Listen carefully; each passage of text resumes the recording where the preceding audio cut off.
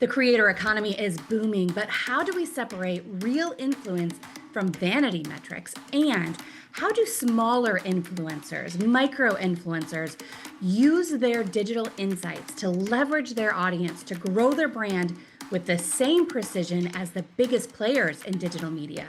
Those questions answered today. Expert Connections starts now.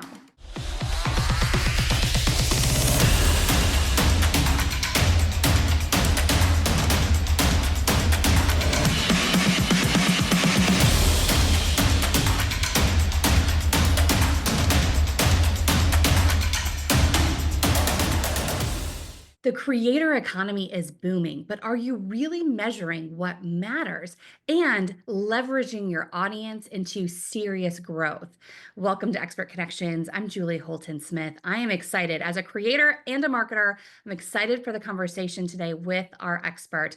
Our guest is Ph.D. researcher and founder, Dr. Kristin Wager. She is passionate about understanding what people online actually want, especially when it comes to influencers and the creator economy, which is why she founded CreatorPulse. It's a platform designed to help influencers measure and maximize their impact using real-time, real audience feedback. Kristin, welcome to the show. I'm so excited to have you here.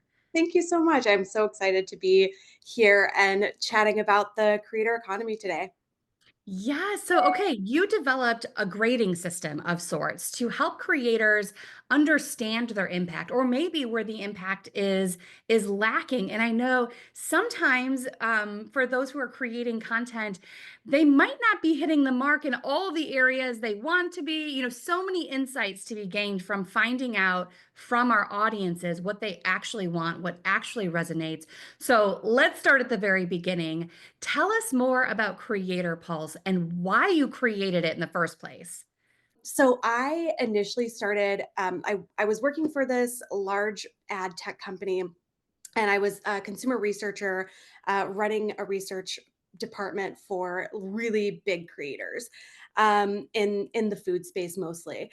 And I was always asked to scale, scale, scale. And I'm like, yes, that's great, but how do we scale? How do we make it?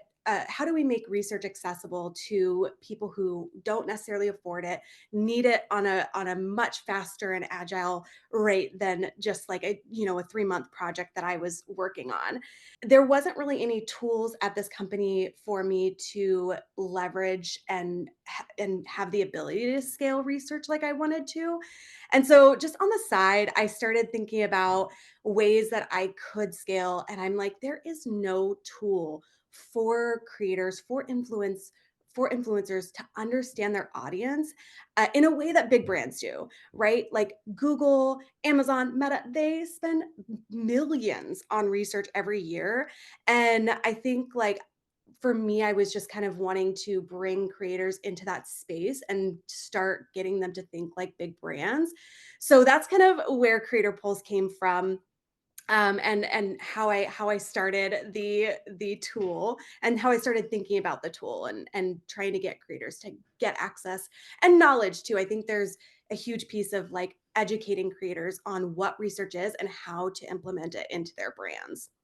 Absolutely. I mean, for so many creators, we're creating content, but it often feels like we're like throwing it into this black hole and waiting to see based on views or length of video watch. It's like it's not a whole lot of info that we're looking at. And of course, the algorithms too, time of day you post and when things go live, and is there something else happening in the world that's pulling attention away from your content?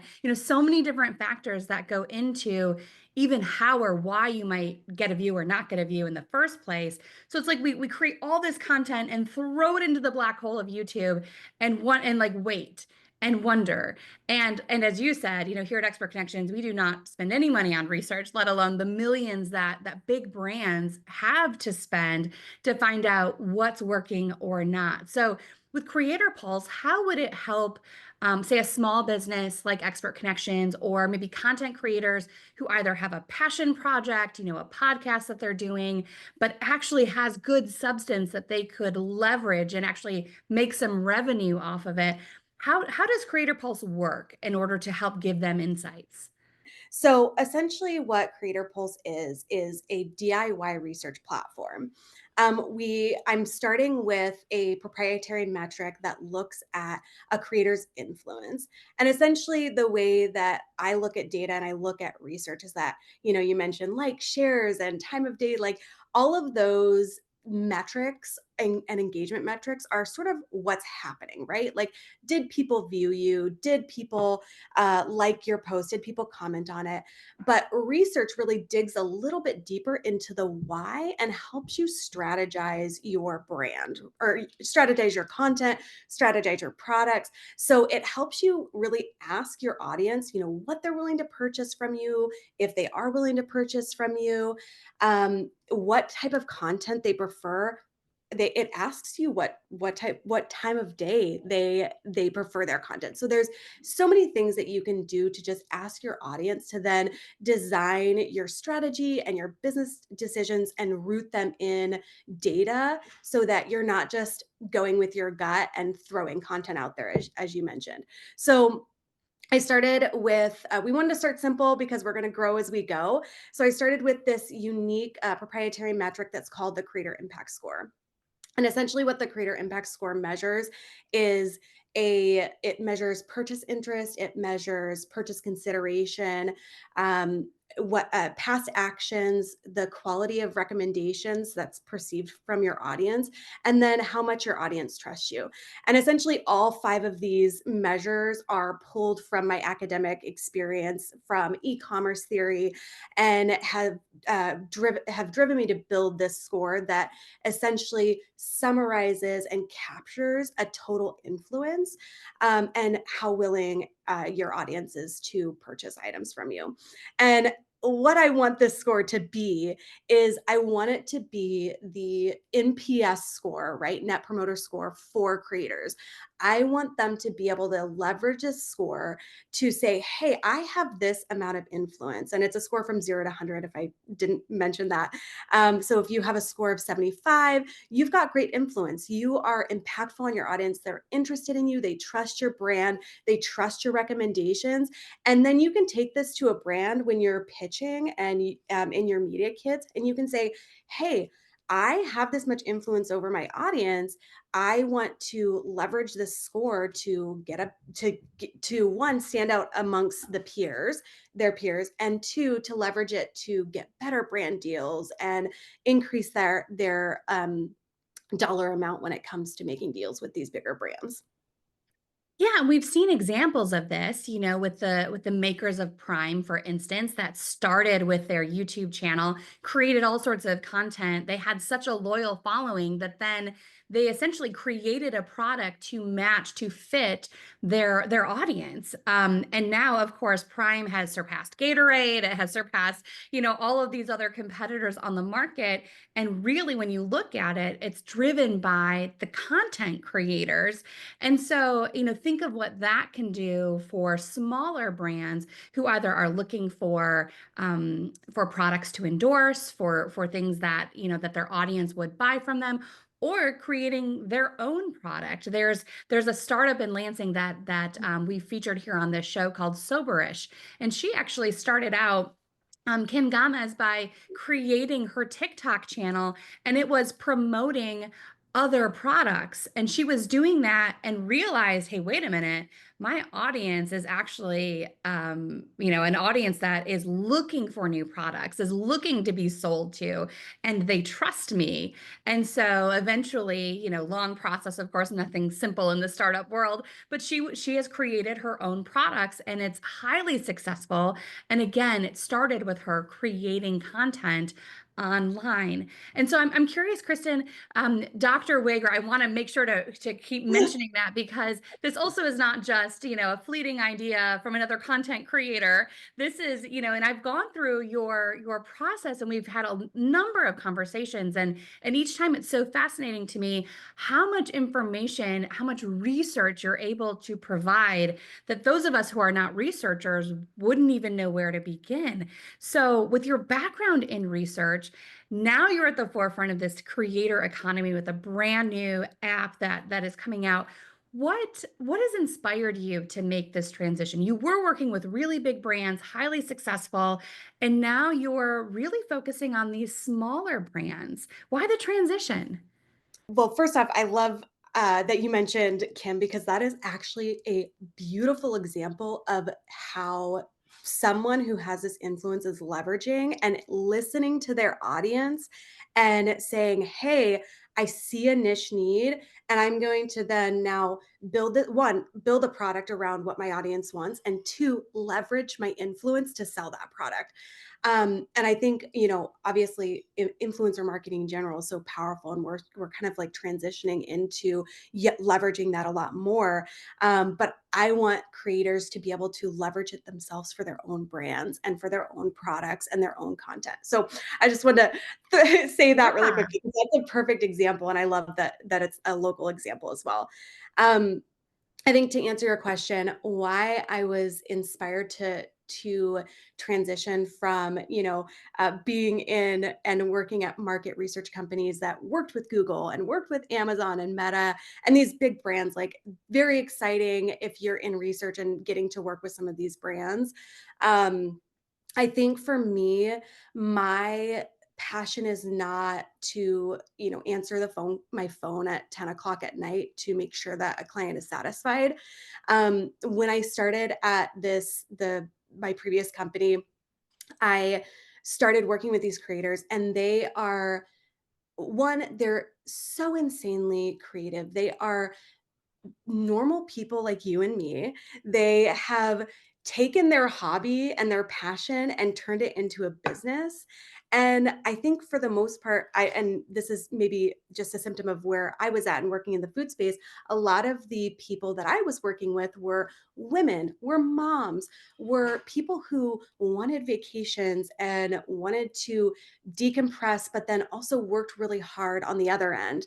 And they weren't looking to, clock hours. They were really just looking for results. And I think that's kind of where I fell in love with the creator space, and I felt very like connected to the space because I related to the people, to, taking my hobby and my passion of research and turning it into a whole business. And I think that too, as I was, working with these creators, I just noticed a huge gap of knowledge around research and how to leverage data to really drive brand growth.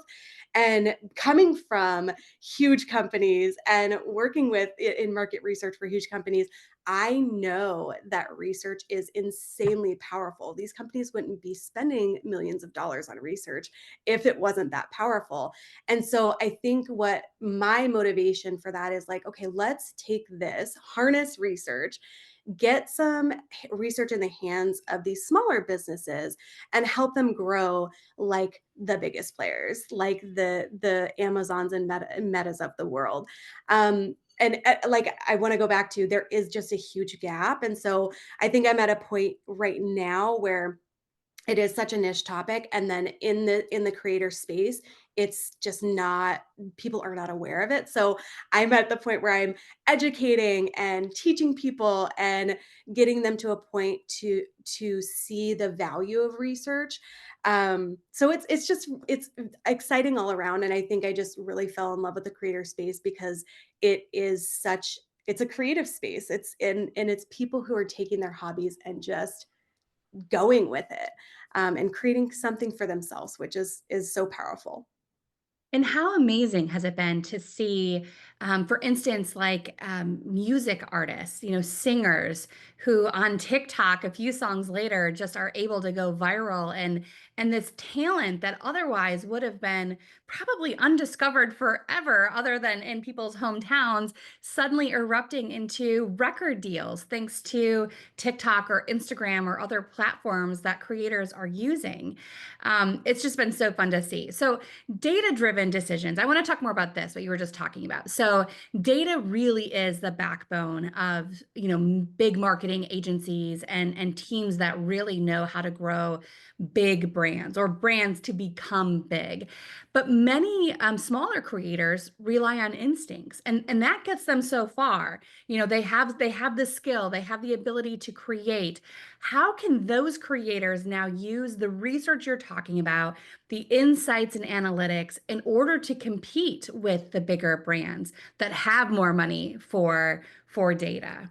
I don't necessarily think it's competing with brands. I think it's leaning into what their audiences want so that they can then leverage their influence across their audience to get brand deals, to sell products, to and maybe potentially even create products like Soberish has done. But I um, love that, by the way. I love that because also it's that reminder that we don't all have to be in competition with one another. Yeah. And I think and that's what's so cool about creators is they're unique and the people that follow them are unique and follow them for a specific reason. And so it's not about it's learning how you stand out and why you stand out and then leaning into those reasons for why you stand out. So I think a really good example is I was working with a creator and I was doing a custom research project, so larger project, about 3 months, and asking their audience, what they want, what they like, what they dislike, what type of content would motivate them to come to their page more. And essentially, what we found was this kind of niche topic that this creator totally missed. It was called Meals for Two. And their audience was so perfectly designed for Meals for Two. They didn't like waste. They were either households that were just married and didn't have kids, or households that were, married partner or their kids, had flown the coop. So 18 plus, right? And they just were kind of primed to have these recipes created around Meals for Two to like decrease that waste and not have to have weeks of leftovers because you can't cook a meal for five, right? And so being able to kind of like understand your audience and then go, okay, well, what do they want more of? What does my audience look like? And then does that match what they want? And take that and turn it into income. So, like for that example, she created a series called Meals for Two. It was wildly successful among her audience. She ended up creating in a 6 month period 12 posts and made about 46K on it. So across those posts and just ad revenue. Wow. So it's kind of stuff like that, like where it- she had been relying on her gut for a really long time that was really successful, and she's going to continue to rely on her gut. There's no question about it. And those gut moments are still going to give her success. But through research, we were able to uncover this unmet need for her particular audience that was also wildly successful. Have you ever seen someone, I imagine in the world of creators, the answer is going to be yes. Being a creator myself, I say that with full disclosure. Have you ever seen someone who has not followed the recommendations despite the research, despite the data, and they're like, no, this is what I want to do. I know it's going to work. What is that like? How does that turn out? Oh my gosh, that is so funny. I just wrote a LinkedIn post about this. Um, Absolutely. And I think you across the board are gonna, as a researcher, you're going to get that no matter what. That's just a part of the job is like you give them data, you give them recommendations, and it's kind of a you can lead a horse to water, but you can't make them drink type of thing. I know how powerful it is. I can give them the data to show what you essentially should be doing based on data, but you can't make them act. It's their brand, it's their identity. There was one creator that I was working with that really wanted to transition into lifestyle travel and home, and her audience was screaming at her to not do that. They wanted food, they loved her food content. And my recommendation for that was, okay, well, you're passion project is like, I don't want to stifle your passion project. Like, you were able to build this food brand around your passion. You should still be able to go and build other things around your new passions as you grow as a person. Um, the recommendation for that, in response to getting all the negative feedback for the lifestyle content, was to say, okay, well, why don't we create a new website that then establishes a new niche that you can find followers to appreciate that lifestyle content, uh, while still continuing to listen to your loyal followers and provide that food content for them, and they don't have to sift through all the lifestyle content. So that was a creator that didn't listen. And she continued to do it. Is she still successful? Absolutely. Like, she's still raking in the dollars. Um, but I was just on Reddit the other day, and I follow this foodie snark, I think it's called, on Reddit. And I was just kind of like asking questions about, what is it that like makes you want to follow specifically a food creator. And this brand was specifically called out for the lifestyle content, and it just cracked me up, because I was like, okay, like, this is still this is still an issue, and her loyal audience is really not is still complaining about this piece. So yes, what do? You laugh when you look at Reddit and you see that it's still the same answer. Like, I think there's something to be said that, like, creators are human. They've built their brand, on their passions, on their hobbies, and like, there's still they still need a space to continue to grow as humans. And I think we, as like content consumers, we often are like, I go to this specific creator because I like this thing that they did. And there's not really, as a consumer, a lot of room to like let that creator grow a lot of times. Um, just as a researcher, giving space to let them be who they are and make the business decisions that they're going to make. Sounds a lot like in the marketing world when someone wants to deviate from their brand and we're like, "Oh, let's just kinda steer you back a little bit here." So, Kristen, I wanna come back to the DIY aspect of your app, because I think that's another thing that's really important to highlight here is Creator Pulse is not, going to overwhelm, creators with data. And, because I can hear, in my own head some of these rumblings about, but wait a minute, this sounds like another job. I already have enough jobs, enough hats to wear, enough roles to fill. So a lot of creators feel overwhelmed by data or don't know what to do with it. What's the easiest way to start using Creator Pulse and start taking in some of this data and these insights? Yeah, so the easiest way is to go to creatorpulse.io and sign up for an account.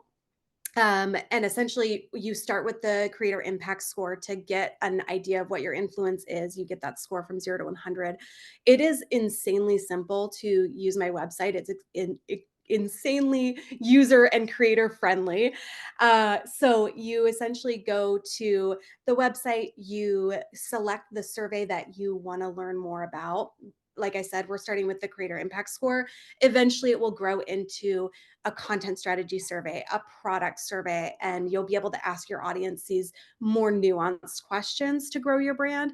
But again, I wanted to start small and get something out there so that creators could start asking questions to their audience, and getting that feedback. You click share, you copy a link, you put it in your socials or your newsletter if you have news subscribers.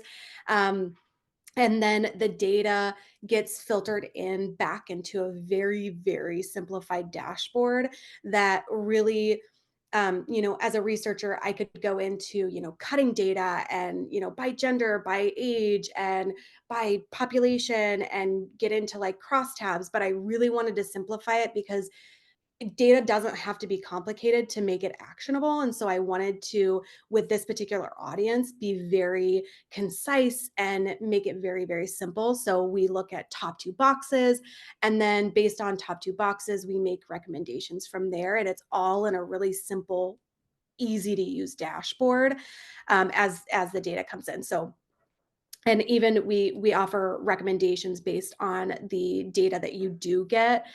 So not only are you getting, your top 2 box for purchase interest and, past actions and, trust, you're also getting, "Hey, we're seeing that trust is a little bit low. Here are some things that you can do as a creator to increase your trust," and some of those recommendations would be like having, local people come in that have authority to create more trust. So, like, there's things that you can do if your numbers are a little bit low to make sure you get higher. Um, to even answer your question even further, like, you don't have to use, of course, I want people to use my platform. You don't have to even use your platform. So I did some simple research myself. As I mentioned, I went to Reddit and I asked one simple question. I said, "Hey, what makes a food creator worth following?" And I got a so much data just from that. I got key themes of authenticity, genuine, expertise and knowledge in their area. So I pulled all of this data and got these amazing enriched themes that I can now use to say, hey, like, these are things that are motivating people to follow creators.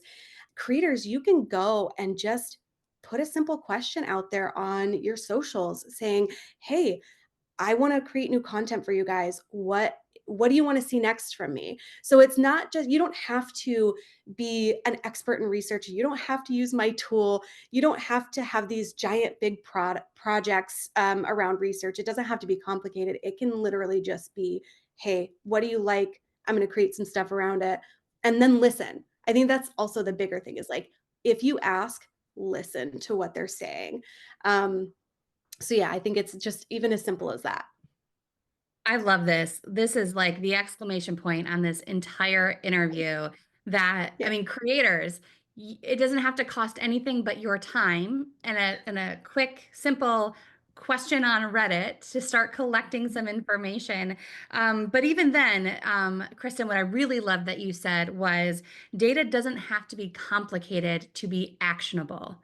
And that I think sums up this entire interview, that with your DIY approach, creators and low cost method, creators can start collecting those insights and take action on them with Creator Pulse. So this has been amazing. Dr. Kristin Wager, thank you so much for being on the show today. Thank you for sharing your platform with us. We will include all of the links below so that people can connect to your website, connect to your app, and start getting the data to grow their content.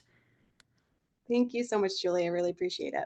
That is all for this episode of Expert Connections. Stay tuned to the next video in our series. We'll see you next time.